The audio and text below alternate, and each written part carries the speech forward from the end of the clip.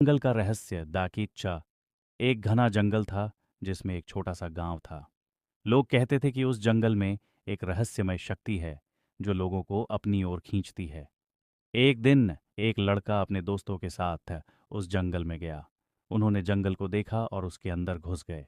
जैसे ही वे जंगल में घुसे, उन्हें अजीब सी आवाजें सुनाई देने लगीं। आवाजें करीब आ रही थीं। लड़के डर गए और भागने लगे, लेकिन एक लड़का पीछे रह गया। जब उसके दोस्त वापस आए तो उन्होंने देखा कि वह लड़का गायब था। अगले दिन लोगों ने उस लड़के को जंगल में देखा, लेकिन वह लड़का अजीब सी हालत में था।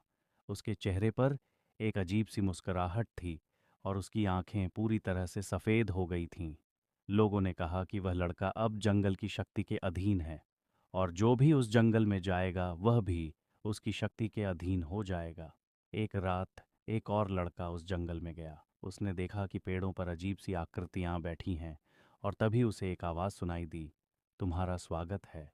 लड़के ने देखा कि आकृतियां उसकी ओर बढ़ रही हैं और फिर लड़का भी गायब हो गया। अगले दिन लोगों ने उसे भी जंगल में देखा। उसके चेहरे पर भी वही अजीब सी मुस्कुराहट थी और उसकी आंखें भी सफ़ेद हो गई थीं।